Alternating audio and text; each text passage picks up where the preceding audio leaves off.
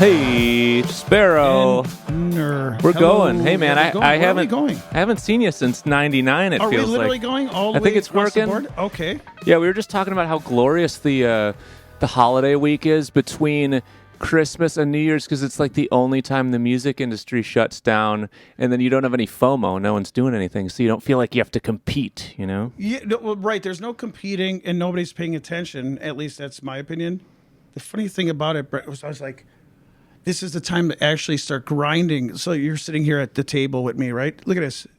I have all my Sharpies. I have everything out. I was working, but not like worried about a deadline as far as like promoting something. Yeah, it's nice to not have to promote something, eh?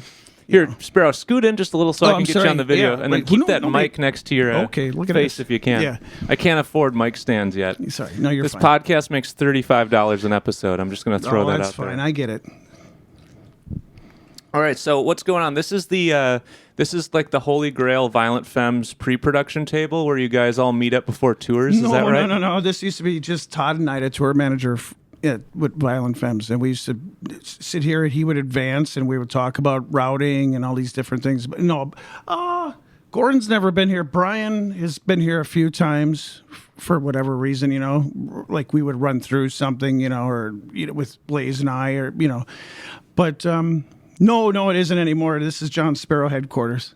Yeah, I mean, Sparrow, you're a classic pillar of Milwaukee. This is a great Milwaukee Are you serious? resident. Are you trying to like? No, I'm not being a weirdo. Really? I mean, no, I didn't say that. But I really? mean, I'm always a weirdo. That I know, and I love you for that. No, but I appreciate that. Well, when people think of Milwaukee, they think of they think of Violent Femmes. Yeah, of course. They think of Jeffrey Dahmer, Giannis Antetokounmpo, and I mean, JOHN SPARROW, you got to be at least a top 25. Easy. Maybe 12 You're trying down. to butter me up here. No. And I actually, it's funny because I was looking forward to talking to you.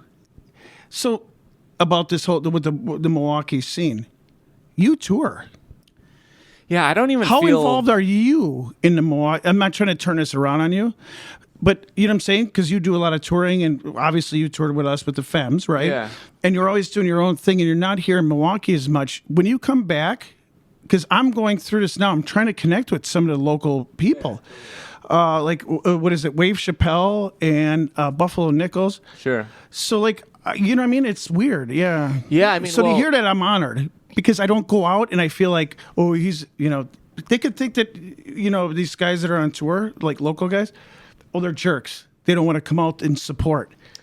Okay, yeah, I know what you mean. Yeah, I mean, I feel hope like... they don't think that. No. But so saying that really made me, that's really touching, because I'm like, I got to get out. I relate to that, though. I relate to the loose paranoia of people thinking about you in a negative way for no reason, because... Well, this is our business. Yeah, and everybody's a sensitive musician here, so... And I think that's kind of a classic... Does this bother you? No, it's perfect. Yeah. It's kind of a classic conundrum of, like, the small handful of bands that do kind of go out of town and play for a living.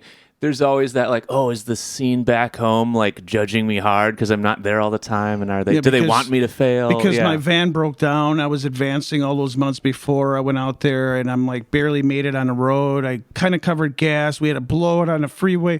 Oh, are you going to come to my show? Yeah. Like, I love it, right.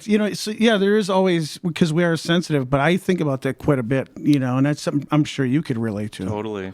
Yeah. Well, you've had an amazing trajectory as a drummer, because I think you've been the full-time drummer with Violent Femmes for 7-8 years. Yeah. When did it happen? 2016. So 2016, right? Yeah. So you were. I mean, before that, you were working every kind of circuit.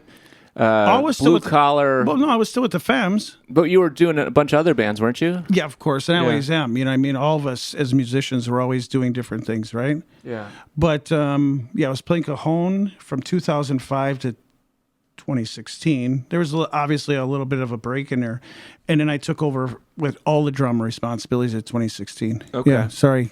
I'm a drummer. Should I talk a little closer? That's great. What were kind of the early years for you, like, as a drummer? Were there, like, specific bands or circuits you remember working where you really cut your teeth, where you're like, holy shit, this is pretty rough out here? We can swear, huh? Yeah. Please, okay. Please. Great. Dude, I came up as a polka drummer. Oh, my dad was a polka drummer. Okay, nice. So I did polka. I would play with all the old timers. You know what I mean? It would be like ballroom dance music and polka bands and Ukrainian dance troupe, and you're backing up a puppeteer. I did all that stuff. Like, it's kind of like a little bit like vaudeville if you think about it, right?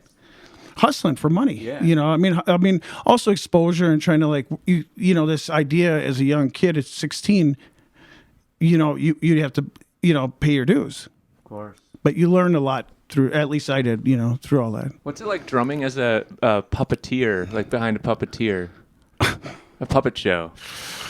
It's kind of like, it was like playing behind a dancer. Everybody's playing, we know we're playing a melody, but then there's certain steps, and you're kind of like, you have to, so the puppeteer, you had to kind of watch how the act was going. And Okay. You know what I mean? It's all that. Hit specific accents and action points. Yeah. That's incredible. That's such a bizarre gig. Have you ever done anything crazy like that? I'm sure you have. Yeah, I've had a lot of weird jobs. I'm trying to think of. No, but like in the music world, like a weird gig. Yeah, I mean, my most notorious weird gig was making commercial jingles for tampon ads in Vietnam. I've talked about that before. It's awesome, dude. That is absurd. Isn't it amazing the things we have to do? Yeah, I mean, well, most of them are fun, but we still have to do them. Yes. You're like, all right, well, I'm doing this now. Yeah, I'm big in Indonesia. You know what I mean? Or like, whoa, I'm in, like you. I remember your videos from the Walmart. Oh, yeah. You know what I mean? Playing live at Walmart. It's like, it's what it is, man. We're always grinding, all of us, you know? I think the general public is, and that's kind of part of why this podcast exists, is like to kind of paint a picture of what it's actually like to be a musician and all the like hundreds of thousands of weird ways to make money playing music. Because I think you wouldn't think of most of them, you know? No, but you have to. Yeah. Because it comes on to gas, all the different expenses. Exactly. You know? Yeah. Did you have any more weird ways you got paid to play drums or music? Not that I can think of off the top of my head.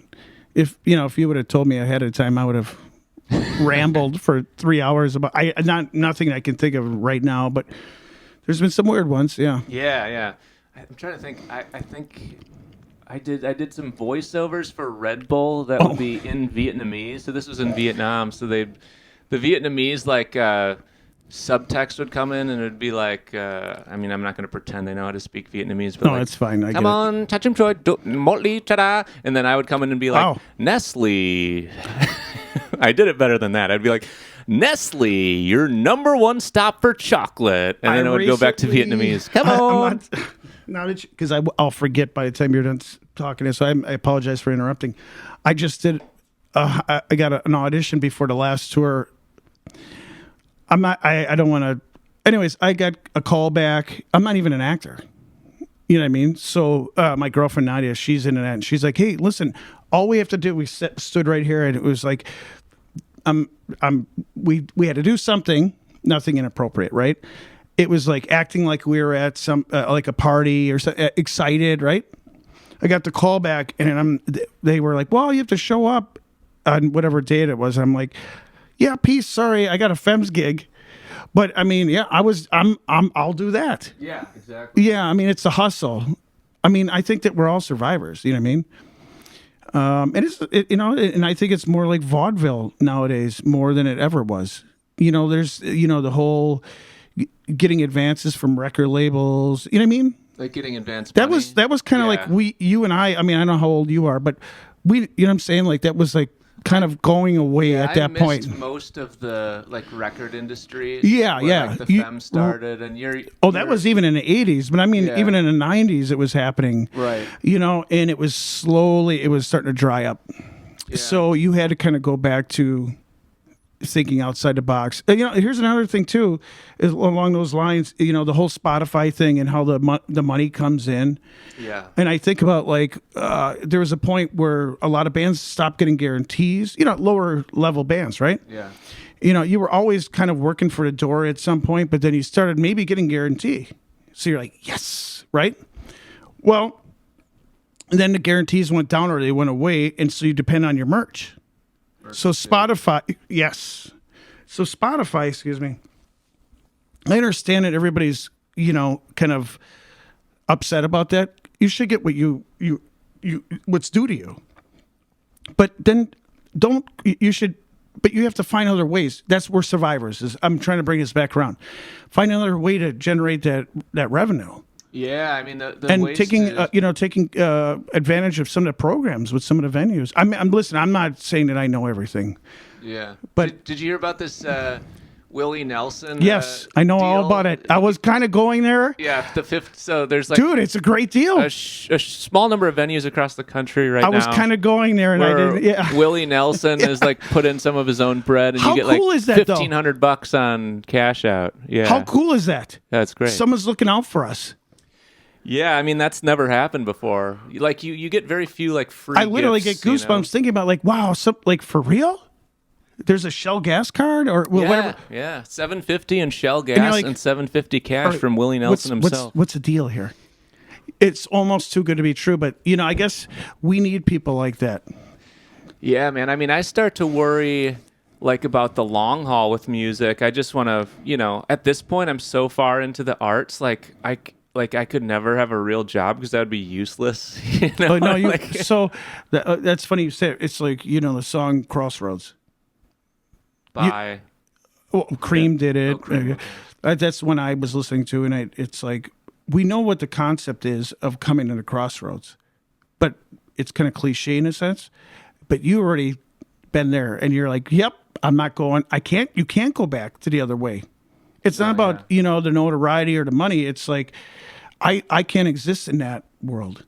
So everybody comes to the fork in the road. Totally. And adaptation just gets so much harder with age, too, Like, it's just keeping hard. up with it. Yeah, and like... Yeah, I talked to my girlfriend or my son. I'm like, I don't get this. And I just hand my phone over. What is this? What is this? How do you do... Yeah. Yeah, and you can learn up to a point, but it's like you're never going to be as evolved as a kid who was born with an iPhone in their hand. And your productivity level is not going to be like... Yeah. It's like even with... when I was teaching... all those students, the younger ones, they had the internet. And I was like, holy cow, am I just this amazing of a teacher? No, they just sit and watch YouTube. And they're used to processing things way faster than us. Exactly, yeah. Yeah. So it's like my productivity is going to be down even if I understand what it needs to be done. I just hand it over. Exactly. Not because I'm like a big rocks, but like it's going to be faster and quicker, and then I could put my time in complaining about gas prices or whatever. Yeah. Outsource sales whatever taxes, you can. Sales tax. Oh my gosh. Where were you teaching? I was at Brass Bell a number of years ago. Yeah. Oh, okay, teaching drums. Okay. Well, aren't you a carpenter as well? I do it all. Oh, that's cool. So during the pandemic, Mike Kasperzak from Violent Femmes, he plays cajon. Yes. Yeah, Richie's. We built a Zen garden in Whitefish Bay. During the pandemic, like when it was in lockdown. Like growing your own food and stuff? Or? No, we had a bridge. We dug a hole, designed it with all the rocks. It had a pond. It was being fed from the gutters. And then, 3 planks. Mike and we did that. Nice. During that whole time. So, yeah, I mean, I know how to do all that stuff. And then, of course, you see all the drums. Like, I do all my own repairs. Like, here, see this? This is something I got to rewrap that, Yeah. For those who can't see, there's a few drum sets littered around. The room. As you do. But no, I mean, I am handy like that for sure. Yeah. Well, hey, if any sort of apocalypse, small or large, comes, I mean, you will have great value in the world. Yeah, fair enough. Yeah, that's true. That's another topic, I guess. But I'll be toast. Yeah. How about the Femmes? Did you guys have any weird gigs this year? Did you play any Nothing weird venues? Well, the MSO gig was really cool. I mean, obviously, with playing with the Milwaukee Symphony Orchestra and PBS, filming it, and that was a huge honor. So nothing weird. Well, tell me about that. How does that? I wish I could give you some dirt. Like I'm trying. How do you play with an orchestra? What's the process? Slower with more dynamics. And somebody writes out the charts and they show up. Yeah, and they Tim know Jones, your stuff? a guy in the I think he's with the Tasmanian Symphony Orchestra. It's a friend of Brian's. He's the one that charted all this stuff out. So we've done a bunch of these orchestra gigs already.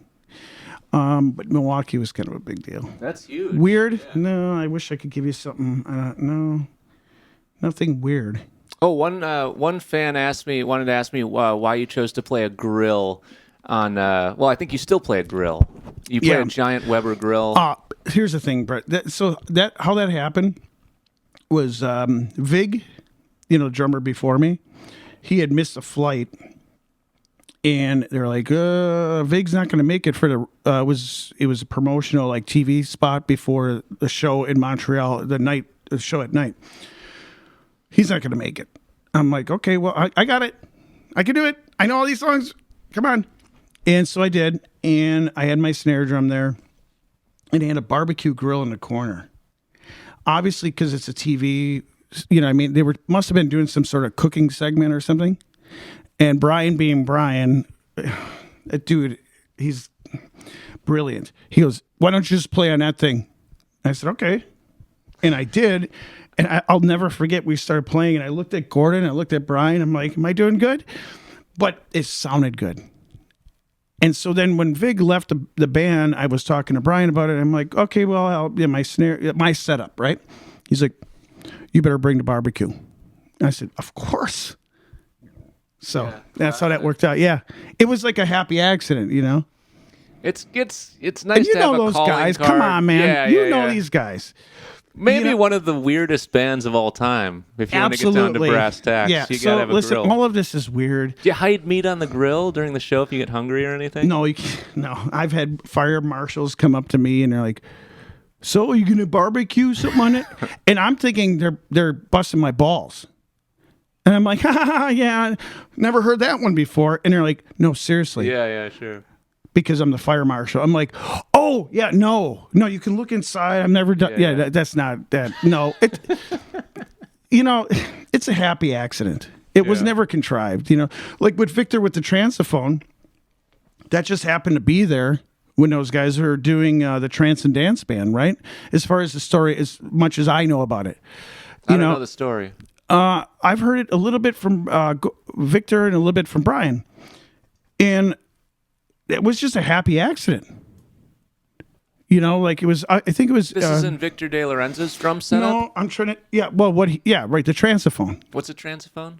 It's a bushel basket. It goes over to floor tom. You know what I'm talking about, right? Okay, a bushel You've basket. seen Victor's thing, right? I don't remember the bushel basket over the floor. Oh my God, you are so fired from Violent Femmes. I'm a bandwagon hopper. Apparently I missed that era.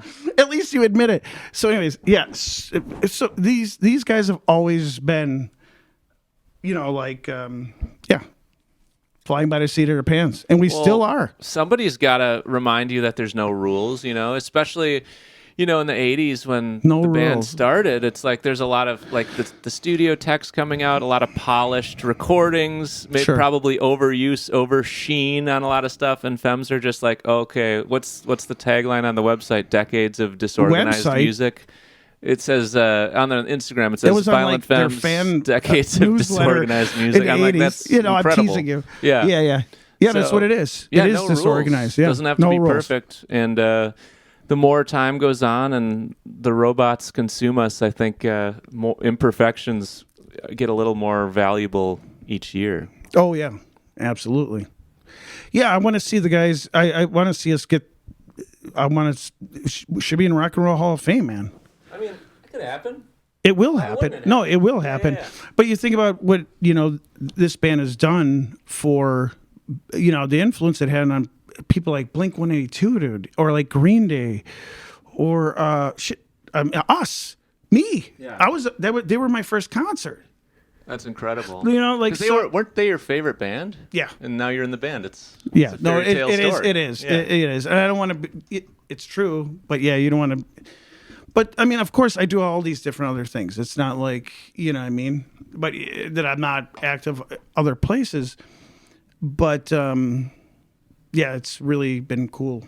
What was your first Femmes gig besides that little radio spot you talked about? 2005. I was playing Cajon. I think it was what's his name? Dave Matthews. He's got a venue in somewhere in South Carolina. Thank you. I'm a drummer. Somewhere in South Carolina, North Carolina. Oh, were you pretty nervous or? No, because just like you, we had already been grinding. We were in the van and we were out there doing it. I think maybe there was a part of it where it was surreal. I wouldn't lie, where that maybe had something to do with not being nervous. Like, this is happening. maybe that just, but you know how you flip the switch? Yeah, like you you're don't talk so about out of body. It's You understand, you're a performer. Yeah. You tour, and sometimes maybe you're tired or maybe you're nervous or you're whatever it is. And you get on stage and it's not about how many people you turn a switch on. Actually, I remember opening for you guys at First Ave in Minneapolis. It was one of the first, Was that the first date on that run? This was 2015, maybe. It was one of the. It was I'm one not of the gonna first remember cooler, dates, but bigger gigs I did. And I remember, you know how they have that curtain down, and then you start playing, and the curtain comes up. At least they did for me. So I start playing, and the curtain comes up, and I blacked out. I was just I got so nervous, I completely blacked out. But I just had played that song so many times that I just kept going, and then I kind of came to. 30 seconds into the song, and I looked out. This is happening. And people they have friendly faces. Like, Femmes crowds are pretty nice. They want you to succeed. For sure. Yeah, they are. Yeah. They want you to do well, and they're not pretentious, in my opinion, except when I opened for you and remember when you introduced me at the Halloween show years ago at the Vic Theater? Oh, man. Yeah, you introduced me, but that crowd was tough because it was drunk Chicago Halloween. Man. Holy brutal. Shit, that was a Brett. battle. I can't believe you reminded me of that. Yes, I do remember that. Oh, yeah. Yeah, that was rough. Yeah, that's a You savage did great, crowd. though. You brought it. It took I a remember, few songs. Yeah, but yes. Oof. Wow. Yeah, it's a hard city. Yeah. Any notably weird gigs in your trajectory? That's one of the things I love to ask on the pod. I know where you're going with this, and I'm really trying hard. Soul crushers, career highs, career lows. Bizarro venues. I mean, you guys play Australia a lot. That's not incredibly bizarre. Nothing but it is I can think of far. off the top of my head there. Tell me about a lot of people ask me, how did Brian Richie, your bass player, get to Tasmania? Why does he live in Tasmania? Well, I think that because they had toured there in the 80s, and I don't know. I'm just assuming this storyline. He took a liking to being in Australia. They did well there. He had made friends with the guys from Midnight Oil. Mm-hmm. And I think that somehow that happened to be where he got the land, and then he got his citizenship. And I don't know all that, but that's kind of how that, in a general sense, that's how it progressed. You know what I mean? He loves it there. Yeah, he left here. What was that? 2008, 9, something like that. Yeah. But he had already had friends there, so we had toured there when Victor was in the band. And I got to meet all those guys in Midnight Oil, all very nice people. And Brian was already friends with them. You know what I mean? So I think he was like, well, I'm going to move there. These are the people that are going to help me, It is wild because it's like as far as you can possibly move, like Oh, Tasmania, man, I hate that south flight. of Australia. Dude, it's like 17 hours from L.A., and it's just like, I'm not complaining. I'm getting flown across the world. Yeah. I must have been there 12 times. But that flight is rough. Yeah. And Brian, like, he'll come back and forth a lot more than we will. We were supposed to go there right before the pandemic, and that tour got canceled. But, up until that point, we had been there at least, myself, 12 times. Brian's going, That's brutal. It's brutal. Yeah, at least he's used to it. Yeah. So, I mean, you guys live on all corners of the earth, all different cities. How do you meet up for a tour? Do you meet up like a couple days before a big run and then you rehearse, or do you just meet up at the first show and let it rip? Are you doing this for the show? Because you know how it works, right? Because Yeah, I'm doing it for the show. Okay, Yeah. fair enough. He doesn't know anything about this. Yeah, we show up. I'm sorry about the late. Let's say the day of show is Wednesday. We're gonna all end up there probably like Tuesday night. Maybe we'll run through something in the hotel room. Mm-hmm. You know what I mean? Like, okay, these are the songs we want to do. This is where let's run, Brian and I and Blaze or something. You know what I mean? And then we'll talk. But yeah, there's no rehearsals. Nice. Disorganized music, man. Listen, this is great for my personality type, this band. I love the music, but you know what I'm saying? Yeah. The cacophony, I love it. Yeah, you must feel less pressure, Yeah. It's not like you're playing in Fish. Well, I don't know. I don't know. Yeah, but rehearsals. There's a lot of bands out there where they go through tech rehearsals for, friends of mine that are in the industry that, whether they're doing lighting or sound, they'll be in rehearsals for a whole week. Yeah. And I'm like, what do you mean? Like, what do you do all week? You're like, Johnny, we're rehearsing the lighting thing, and the band. I'm like, you know what? Good for them if that works for them. I know with the Femmes, you know the Femmes. Yeah. That's the beauty is that it's not. Don't overthink it. Yeah. Just show up. Come on, man. We all know how to do this. Mm-hmm. You know, I understand if you have a lighting deal, right? Yeah, I mean, big production thing, and I respect that. Femmes are. I don't. Yeah, we're not that. And it's awesome. It's lucky that you don't have to worry about that because that adds a whole. But you know what I'm saying? It's just that doubles the work. It's the right beauty there. of it's the Oh man, and the money, the production, and then you know some of these bands that we're on tour with, it's like we might even hop into a van or we just get on our bus, and in these other bands they had trailers, trailer after trailer. You know, God bless them. Yeah. But man, that's a lot. Yeah, and it really opened my eyes to production when we must have learned a lot. Yeah. Yeah, when we started getting on some better shows and better tours where it's like we show up as the opening band with no production, and like I feel like we'll play well, play as good as we can. You know, the crowd will enjoy it, but then the headliner comes on with the bonus $20,000 in production, and I'm like, oh my god, we look like children next to this level of production. Well, you just don't have the budget. Yeah, we don't get the. So all you have to stand behind is your talent, which is ultimately, in my opinion, I would assume you would agree, that's everything, dude. If you go out and you eat shit, fuck all your goddamn lights. I can swear now I'm getting a little more relaxed. Fuck all your goddamn. I mean, it's nice. I mean, I will say I agree with that 95%, but I will say you're only as good as the sound guy in a lot of cases. But the good news is sound engineers are getting so much better, and it's much more rare to get butchered these days. Yeah, well, well, sure. Of course, you could go down the line with a whole list of people. You know, it's like front of house, monitors. Of course, everybody plays a part. So if my monitors aren't right, I'm not hearing that. You know what I mean? Like you're only as good as what your monitor. Everybody plays a part. From the again, going back to Todd, like the tour manager, making sure everything is sorted so that we can do what we have to do. You know what I mean? Yeah. Legendary that makes tour manager. The Todd father. But that takes away stress from us. Just like we were talking about earlier, it's like you're like I'm burnt out. Like this is because it's so much work. Yeah. But at this level, we have people that do that, but everybody plays a part. So he's just as important as the front of house monitor person, or even lighting. You know, I hate strobes. Strobes stink. I don't like strobes. It's not for me either. I get really weirded out because I'm a drummer, and so I'm playing, and it's like, yeah, of course. And I'm like, am I in? And then I'm like, but working with the lighting person, you know what I mean? So because that helps me feel comfortable when I'm up there, right? It's huge. You got to ban the strobes. It's Brett, you know what I'm saying. I'm not trying. You know what I mean? Like all these little things play into the whole quality of the whole show, you know? For sure. Yeah. What's up for the Femmes this year? As far as I know, I haven't heard anything. Yeah, I haven't heard anything. I mean, I talked to Brian, you know, back and forth, goofing around, joking around with him, you know, and I talked to Blaze quite a bit. But no, nothing as far as that. I haven't heard anything. I'm going to Woodstock, I think next week. I'm going to finish an album out there with a great artist. It's like a blues artist. He's original music. It's just really great music, and I feel like I'm stuttering because I'm trying to explain it. But I'm gonna finish that album out, and then there's another artist up there. His dad is the one that wrote "What a Wonderful World," and he's doing a tribute album to his dad. So we redid that song. And then in the what's the name of this? In the Jungle, the Mighty Jungle.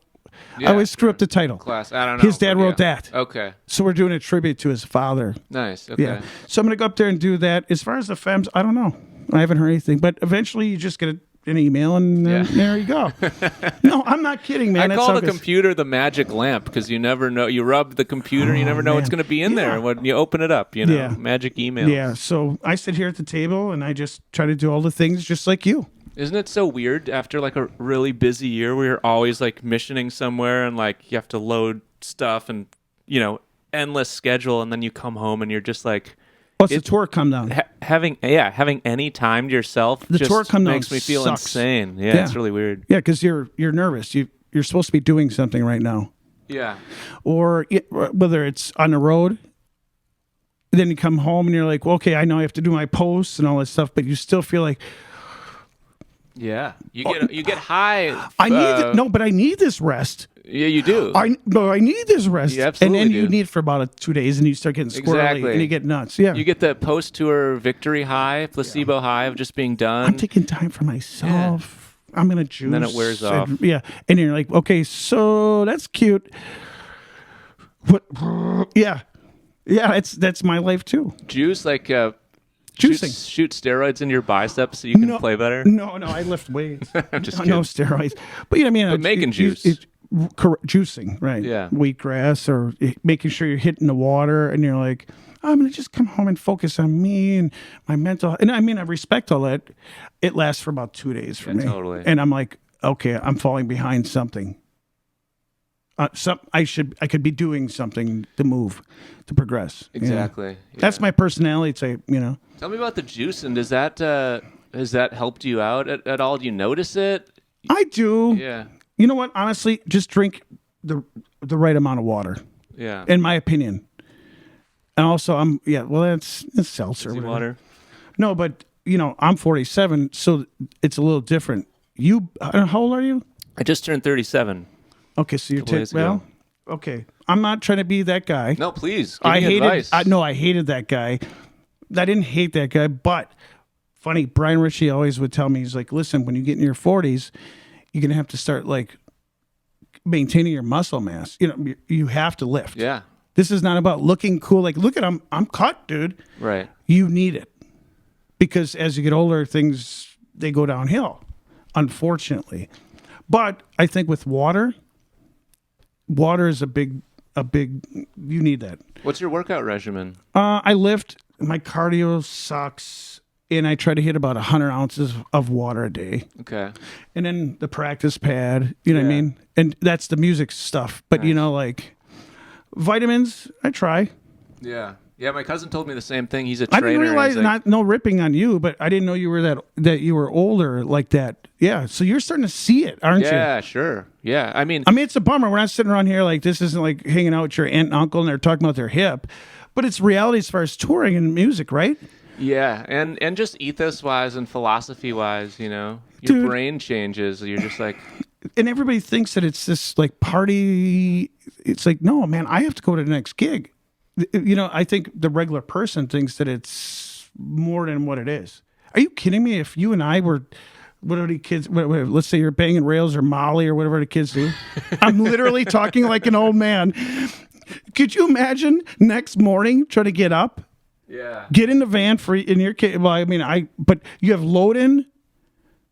Oh, It's not gonna you'd happen. be wrecked. Yeah, it's not going to And then you have to play, and you hope that you just got enough water before that's not working out at our age. Yeah. Did the Femmes ever have a rowdy era? Never. No. No, no. Even in their 20s, No, eh? and I wasn't around in those years, but Brian's the one that was always taking me to, like, we would in the hotel, we'd go and we would steam. I learned how to do steaming with. Nice. Brian we'd always go and get the best food. But he taught me how to time it, you know what I mean, before shows and stuff. This is someone who's already been doing it, Yeah. let's say at this point, 30 years when I came into the band. He taught me all that. Yeah. Yeah. So eat 3 hours before. What's the day? Avoid 3 hours before. Don't drink before the gig. Obviously. We're not wild. As crazy as it gets, on an off day, we go out to a steak restaurant. Yeah. And we have martinis, which I love. But no, partying and nah. What were some of the other things he's taught you early on that were like some holy shit epiphanies about road life touring for a living? The one that really stands out for me with him is he said, hey, listen, there's two types of people in the world.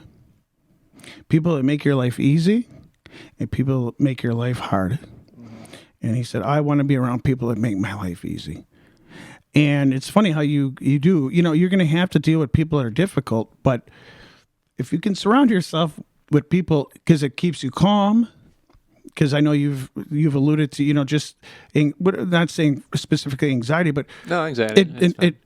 yeah, Yeah. And you got to put yourself in positions where you don't get burnt out. Yeah. Or you have to, unfortunately, everybody I work with is fantastic.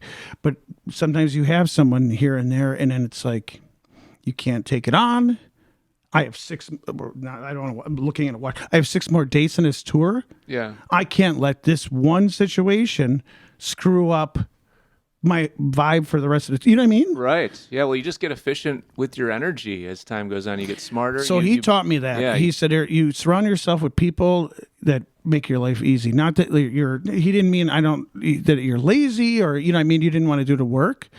But you start going like, whoa, this is kind of a pain in the ass dealing with, I'm not saying that he said this, but I got it that way. I was like, because everything's going to get screwed up. Yeah. Well, you only get, everything can be a baseball analogy. Like you only get so much stamina, so you can throw fastballs all day long. I love that you're 20s. saying this. And then you got to develop the curveball. Yep, man. Into your 30s, yes, and then brother. the knuckleball into your 40s. It's not that I can't still throw the ball. Yeah. And, you're right.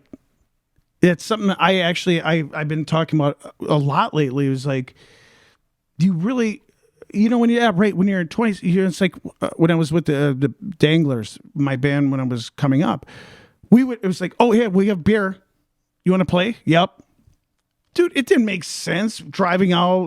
Well, where is the gig? It's free beer. Oh, it's in Waukesha, whatever. Let's do it. And you do. Yeah. But with age comes wisdom, right? But yeah, he taught me. He's always teaching me something, and it's one thing he's great, and Gordon is great. I mean, listen, I don't want to focus so much on the Femmes necessarily, but it is a great focus to have. You toured with us. Yeah. And I, as a Milwaukee band and Milwaukee musicians, they're like our Rolling Stones. For sure. So it's hard to avoid that. But those guys are great. It's highly unlikely there'll ever be another band that big from Milwaukee, just for the fact that how the world works now, too. Well, there's that. Correct. I agree. Yeah, it was really grassroots. It was, but I wish I could give you some crazy story. I'm sitting here. If I would have known, I would have thought about it. What was your first gig of all time as a drummer? It was a 4th of July party in the backyard, playing with an accordion player, a friend of mine, Amy Mueller, and played a quarter vox, and it was just polka and dance music. And then I had to set up Brett on the grass. Nice. Setting up on the grass. Of course, yeah. Right. Done it a million times. Yeah, that was my first gig. Lawn rock. Yeah. Get in where you fit in. Again, that's the common theme, it seems like here, Absolutely. You can relate, Yeah. But, gosh, now I feel bad. I wish I had a crazy story for you, man. No, you're good, man. Maybe I should have given you more pre-production. No, you're fine. I'm loving the momentum. I mean, as far as... That's the thing with these guys, too, is, Brett, I'm sorry to interrupt you. There's this, they're amazing. And then there's this whole thing about like the drama, but any band, but like, okay, with the Femmes, whatever the drama is that you read or people say, I never dealt with that, which is weird. Most of it was probably cleared up kind of when you came I don't know. around. Yeah. I don't know. It's, I mean, it's like, when your parents, I don't know my parents would fight and you'd hear them arguing, right? Well, you knew it was happening. Yeah.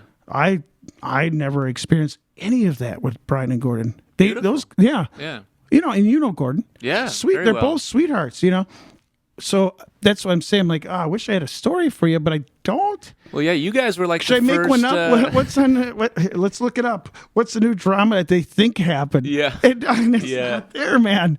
Yeah. No, I mean, there's business stuff that has nothing to do with me, but I mean, it's not drama. It was always about the music. No matter whether Victor was in the band or I was the drummer or Vig was there, everything always came down to the music. It still does. Yeah. So anything else, I never, nobody was complaining about like brown M&Ms or no. Yeah. Maybe we we'd yell at Todd and say, "Hey, where are stadium cups?"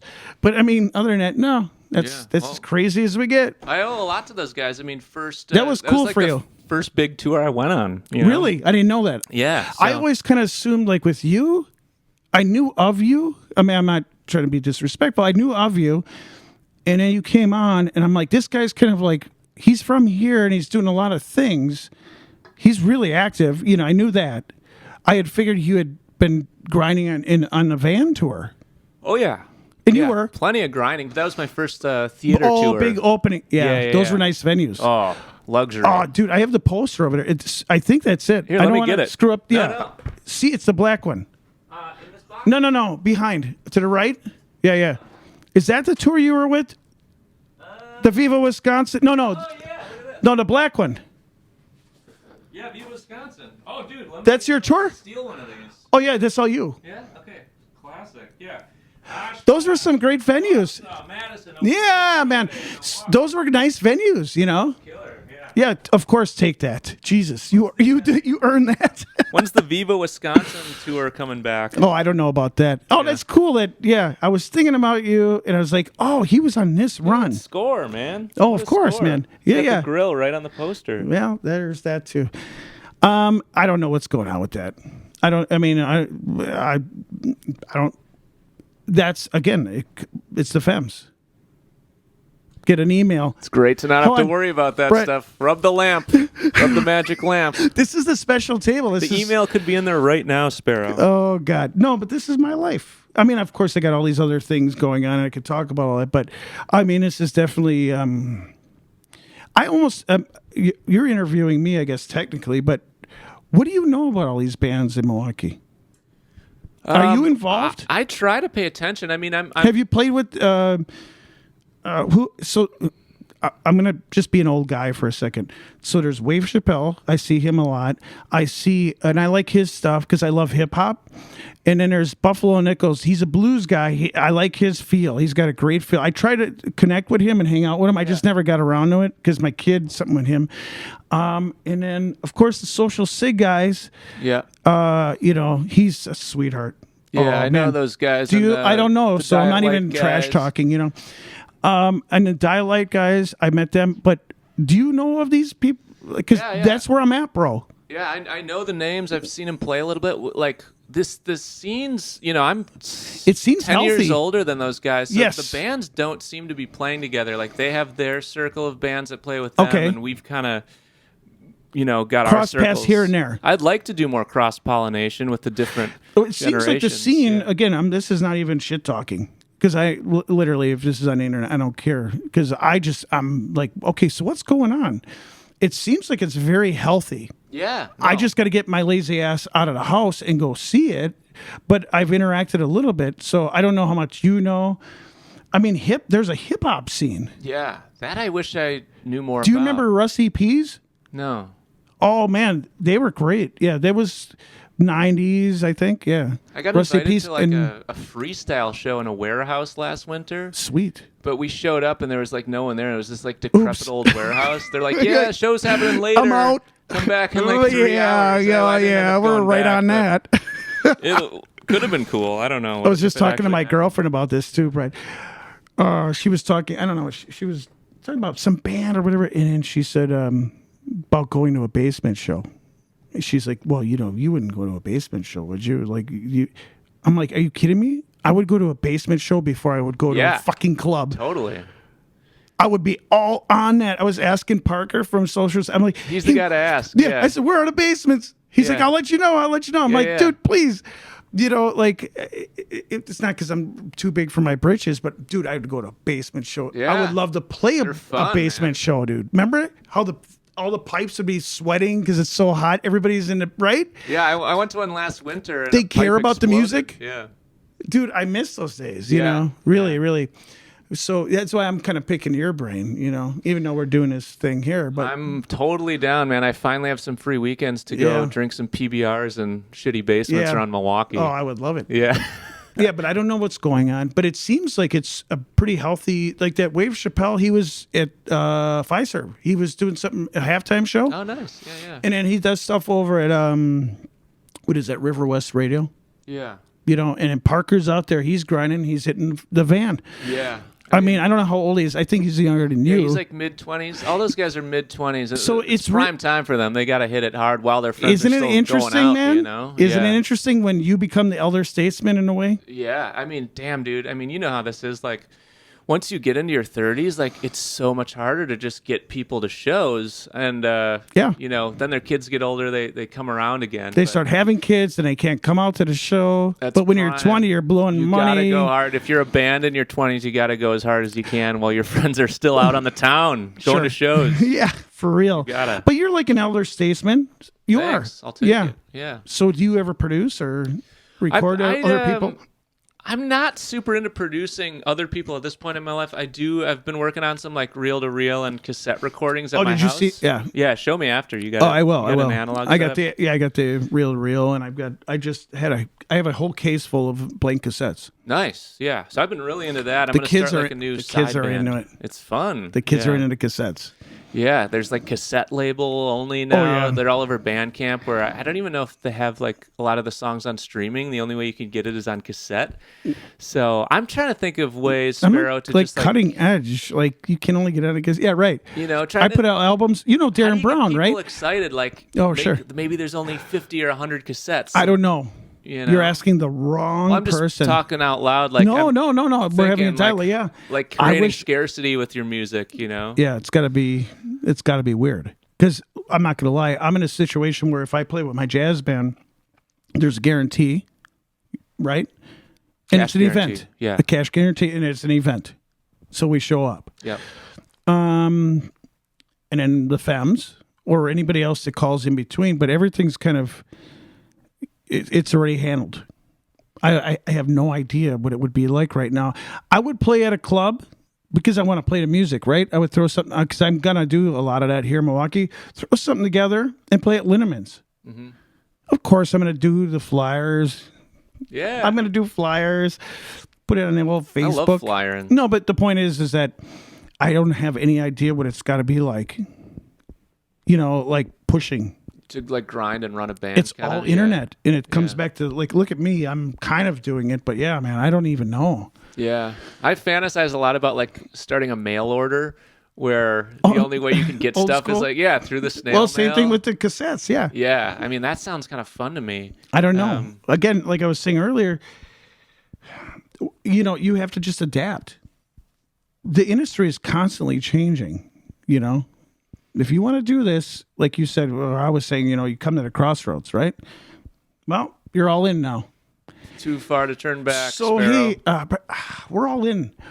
What do you know about this? And then we have to kind of work together, you know, and go like, hey, how does this work? And I do. I ask questions of people all the time. Does it get scarier for you as like with age, the fact that you're so far in the music rabbit hole that there's the point of no return? Are you like, oh shit, what if this doesn't work out in my whatever age you are? No, I can't think that way.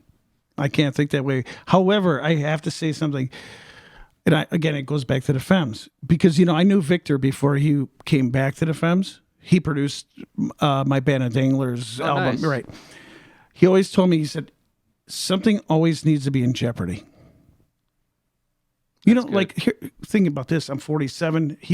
I was probably 23 at the time. And I'm still thinking about the stuff that Brian says, or even Victor, you know. Yeah. He's like, something always needs to be in jeopardy. So do I get scared? Every day. That's why I get my ass out of bed and I get on this fucking computer and I start grinding. Yeah. I mean, ultimately, I want to just do what I do. We spend too much time trying to promote what we do. Exactly. Yeah. No, every day is scary. It's not about the bills. I'm not saying that. That's a great quote. Like, there's got to be something at stake, and you hear that in music too. You can tell if there's desperation in the songwriter's voice. Absolutely. That's the best music. You know, phoning it in or writing a pop hit. It's the best. Yeah. That's the best part of music. Yeah. But I mean, it's not about the. You know, like, oh, I'm not going to be able to pay my bills. It's, hey, man, I want to keep doing this. How do I keep doing this? Because it is a little bit of a drug. You know, it helps you kind of, well, it brings you joy. It brings me joy to see other people happy watching me do it or listening to what I do. Oh, it's the greatest drug in the world. Of course. Yeah. Money comes and goes, But yeah, I love it. Yeah, every day I'm scared. I go, what am I going to do? Love it. I think Why is it I can't figure out how my Facebook password is on a Meta business? Dude, this is my life, bro. Yeah. What? So who runs Instagram, and are they connected with TikTok or Thread? And it's sitting here and writing notes, and I'm my own person, Yeah. No. Every day is always too much admin time. So going back to what you said, I was trying to have this week not be that week, but I took it for that, I just went after it, So it's crazy. I think for the younger musicians, this is just normal. See, they travel around with like camera people. Yeah, filming the content. Yeah, banking content. Like, are they loading the van? That would be cool. But they're certainly getting the content, right? So I watched that and I'm like, okay, so you have a camera person traveling with you. What else do they do? That's another mouth to feed on tour. Yeah. No, you have to have that person now. But you need to have that person because then they have the laptop. So the artist just says yes, no, which is great. But I don't know who's loading the gear. I think that way, Yeah, it's a different world. Because what else was it when we were coming up? There was someone with a digital camera. Oh, I had friends that used to take cameras from UWM film department, and they'd be like, it was a big deal. Yeah. Now everybody's got it. Yeah, it blows my mind, dude. Yeah, and it's really hard to kind of figure out how much stuff to put on the internet because there's like this narrative of post every day, which I don't think is true because how much do you want to water yourself down? How much it is playing to the algorithm god? Everyone's trying to hack into this this code or this mathematical formula that's not actually a person. And I think that leads to people being, acting not that human a lot of times. Like you see somebody with their phone and they're like, yo, what's up? Here's a song, the riff, and it feels strange, Well, it's not real. Yeah, it's not real.